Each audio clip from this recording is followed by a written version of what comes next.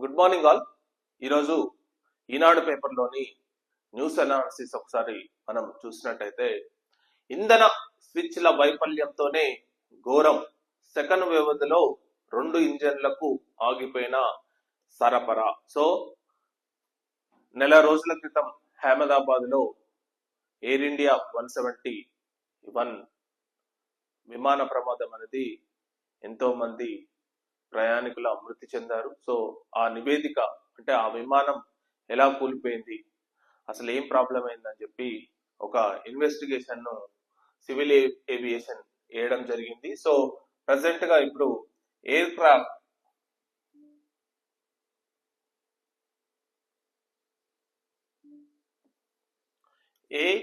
AAIB air craft accident intelligence bureau.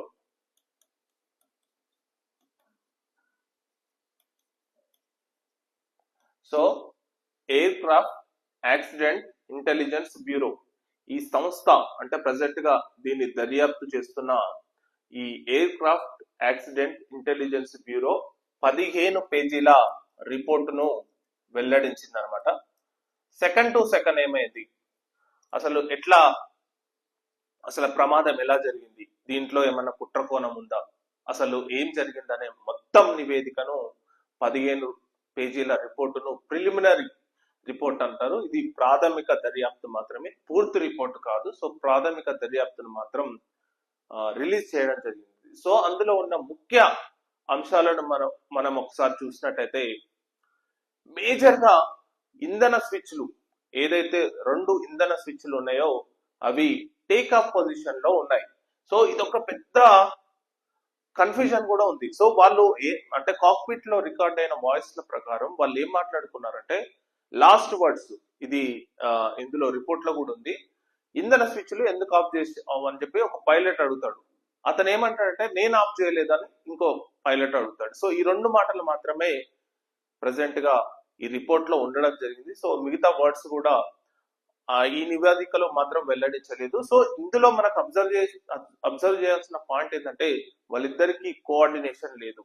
ఇది పూర్తిగా మిస్కోఆర్డినేషన్ వల్ల ఇంధన స్విచ్లు టేక్ ఆఫ్ అయ్యాయి. ఇంకొక చాలా మంది పైలట్స్ ఎక్స్పీరియన్స్డ్ పైలట్స్ ఏం చెప్తున్నారంటే, అది ఇంధన స్విచ్లు ఆటోమేటిక్ గా పడిపోవడానికి అవకాశమే లేదు. అంటే ఒక అంటే పైలట్ మాత్రమే కిందికి దింపే అవకాశం ఉంది, అది ఆటోమేటిక్ గా స్విచ్ ఆఫ్ అయ్యే అవకాశం మాత్రం లేదని చెప్పి కొందరు ఎక్స్పీరియన్స్డ్ పైలట్స్ చెప్తున్నారు. సో ఎప్పుడైతే ఈ 2 స్విచ్లు ఆగిపోయాయో ఇమీడియట్ గా ఆ స్విచ్లను ఎందుకు ఆపావన్నా ఒక పైలట్, నేను ఆపలేదన్నా మరొకరు. సో వీళ్ళిద్దరి మధ్య కోఆర్డినేషన్ లేదని చెప్పి మనం అర్థం చేసుకోవచ్చు. ఎందుకంటే వీళ్ళు స్విచ్లు ఒకరు ఆఫ్ చేసిరంటే ఒకరు ఆఫ్ చేయాలంటే ఇద్దరు కోఆర్డినేషన్, అంటే ఒక విమానం అనేది ఇద్దరు కోఆర్డినేషన్ తోనే అది మంచిగా నడుస్తుంది. కోఆర్డినేషన్ లేకపోతే ఈ విధంగానే ప్రాబ్లం అవుతుంది అనమాట. సో మేజర్ గా ఏంటంటే వీళ్ళిద్దరికి కోఆర్డినేషన్ లేదు.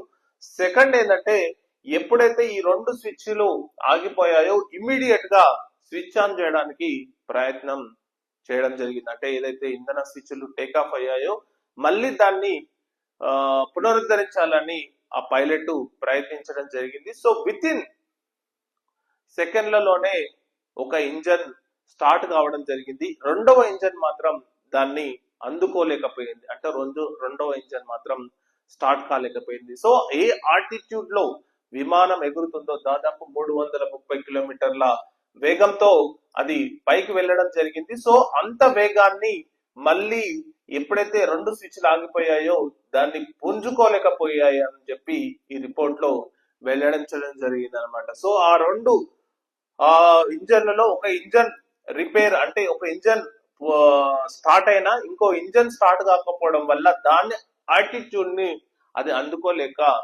దాని నియంత్రణ కోల్పోవడం జరిగింది.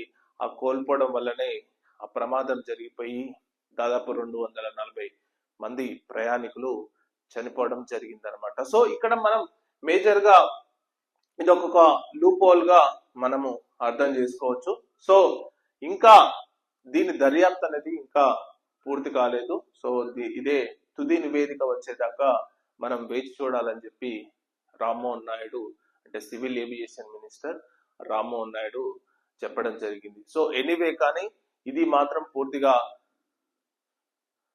ఇంకా అది ఆటోమేటిక్ గా ఆఫ్ అయిపోయిందా అంటే ఇంధన స్విచ్లు ఆఫ్ కావడం అనేది, మరి విమానం ఎగిరే టైంలో ఇంధన స్విచ్లు ఆఫ్ కావడం అనేది చాలా ఇది ఒక పెద్ద మేజర్ ఇష్యూ. దీన్ని గమనించకపోవడం, గుర్తించకపోవడం అనేది ఇది పూర్తిగా పైలట్ల తప్పిదం కిందకే వస్తుందని చెప్పి చాలా మంది అంటున్నారు. సో ఆ పైలట్ ఒకరు గుర్తించి మరి ఇంధన స్విచ్లు ఎందుకు ఆఫ్ చేసావు అని చెప్పి అనడం, సో అతను నేను ఆఫ్ చేయలేదు అని చెప్పి ఇంకో పైలట్ అనడం, సో ఈ పైలట్ గందరగోళానికి దారి తీయడం. విత్ ఇన్ 32 సెకండ్స్ లో, అంటే టేక్ ఆఫ్ అయిన విత్ ఇన్ 32 సెకండ్స్ లోనే ఎయిర్ ఇండియా ఫ్లైట్ కూలిపోవడం జరిగింది. సో ఈ విషయంలో మరి పూర్తి రిపోర్ట్ మాత్రం ఇంకా రావాల్సి ఉంది. సో పూర్తి రిపోర్ట్ వచ్చేదాకా వెయిట్ చేద్దామని చెప్పి చెప్పడం జరిగింది. సో AI-171 విమానం కూలిపోయింది, ప్రాథమిక దర్యాప్తు నివేదిక తెచ్చింది.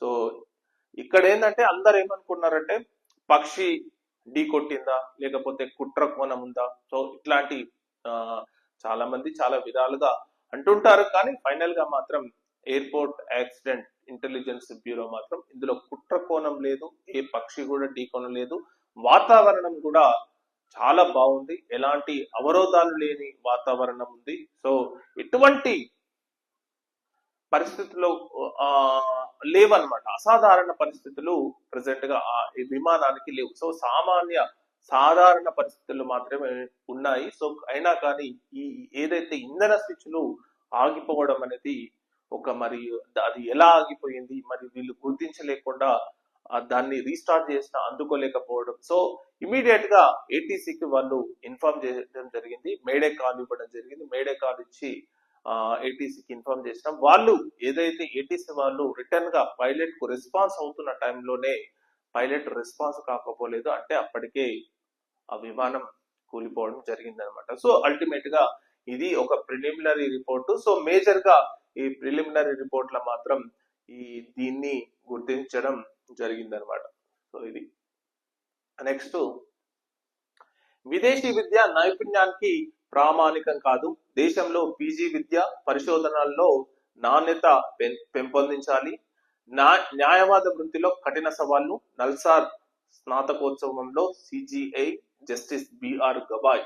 సో నిన్న supreme court chief justice Gavai Hyderabad పర్యటనలో ప్రజెంట్ గా నిన్న ఉస్మానియా యూనివర్సిటీకి ప్లస్ నల్సార్ యూనివర్సిటీకి రావడం జరిగింది. సో నల్సార్ యూనివర్సిటీలో ఒక బుక్ కూడా లాంచ్ చేయడం జరిగింది అనమాట. నల్సార్ యూనివర్సిటీ స్నాతకోత్సవంలో పుస్తకాన్ని ఆవిష్కరిస్తున్న సిజిఐ జస్టిస్ గవాయ్. సో ఈ చిత్రంలో రేవంత్ రెడ్డి గారు కూడా హాజరు కావడం జరిగింది. సో ఇక్కడ మేజర్ గా జస్టిస్ గవాయ్ ఒక మాట అనడం జరిగింది, ఏంటంటే విదేశీ డిగ్రీలు అనేది నైపుణ్యానికి ప్రామాణికం కాదు. సో విదేశీ డిగ్రీ మోజులో తల్లిదండ్రులను ఇబ్బంది పెట్టద్దు, వాళ్ళను అప్పుల పాలు చేయొద్దని చెప్పి ఒక సూచనగా జస్టిస్ గవాయ్ చెప్పడం జరిగింది. సో అతనికి ఏమన్నాడో ఒకసారి మనం చూద్దాం.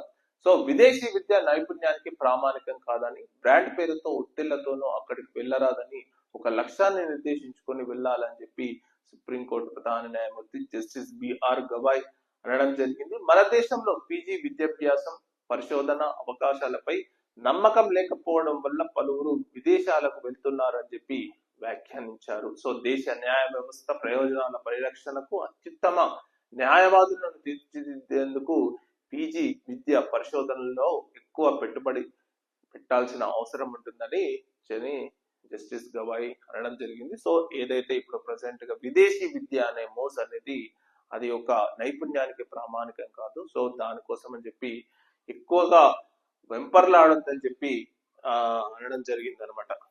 ఇంకోటి యాక్చువల్లీ నిన్న వేరే అది కూడా చెప్పడం జరిగింది, ఒకసారి మనం ఇక్కడ చూడొచ్చు.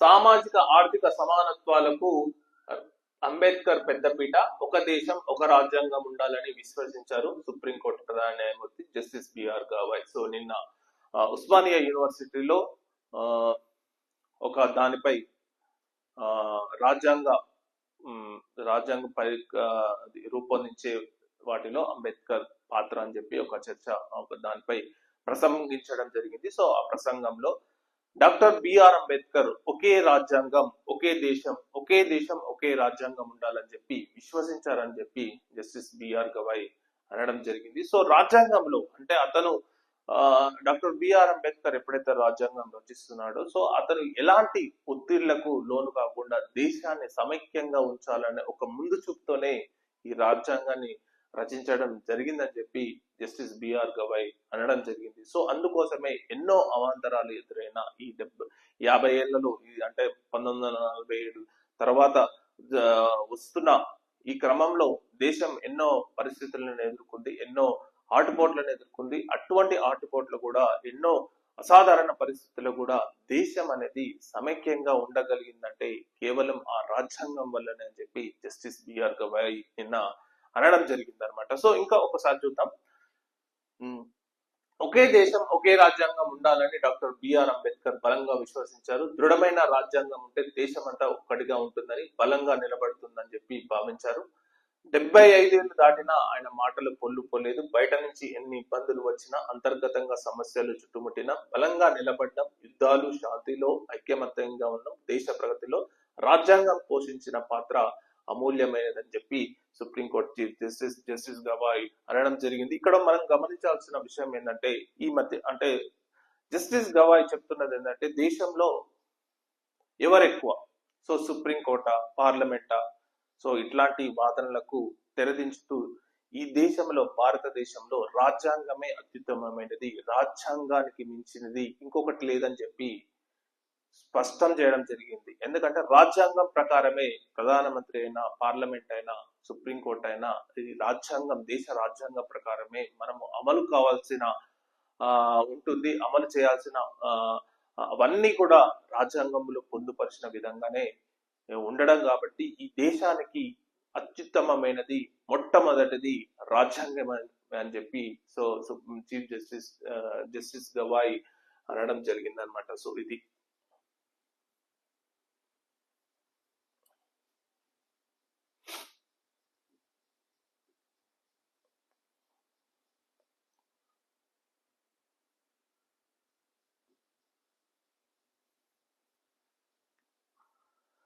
సో ఇంకొకటి భూమికి తిరిగి వచ్చాక 7 రోజుల పునరావాసానికి శుభాంశు 15న కాలిఫోర్నియా తీరానికి చేరువలో ల్యాండింగ్. సో 15వ తారీఖు రోజు శుభాంశు ఎవరైతే యాక్సియం మిషన్ 4 సో నాసా మరియు ఇస్రో సంయుక్తంగా చేపట్టిన ఈ అంతరిక్ష కేంద్రానికి వెళ్ళడం జరిగింది. సో వెళ్ళి మరియు తిరిగి 15వ తారీఖు రోజు తిరిగి వస్తున్నాడు ఇది శుభాంశు శుక్ల. సో సక్సెస్ఫుల్ గా దాదాపు అతనుకు ఏదైతే 14 రోజులు ఉన్నాడో సో 14 రోజులను సక్సెస్ఫుల్ గా కంప్లీట్ చేసి నాసా కూడా ప్రకటించింది తిరిగి రాబోతున్నాడు అని చెప్పి. సో 15వ తారీఖు రోజు కాలిఫోర్నియా తీరంలో ల్యాండ్ కావడం జరుగుతుంది. సో ల్యాండ్ అయిన తర్వాత అతను 7 రోజుల క్వారంటైన్ కు వెళ్లాల్సి ఉంటుంది. ఎందుకంటే గురుత్వాకర్షణ అంటే ఏ మాత్రం గురుత్వాకర్షణ లేని ఆకాశంలో అంటే అంతరిక్షంలో అతను 14 రోజులు ఉన్నాడు కాబట్టి మళ్ళీ గురుత్వాకర్షణ కలిగిన భూమికి రావడం వల్ల సమతుల్యత అంటే శరీరానికి అతనికి వాతావరణానికి సమతుల్యత దెబ్బతింటుంది కాబట్టి సో అతను 7 days క్వారంటైన్ లో ఉన్న తర్వాత మళ్ళీ తిరిగి బయట ప్రపంచానికి కనబడబోతున్నాడని చెప్పి ఇక్కడ వార్త ఇవ్వడం జరిగింది. నెక్స్ట్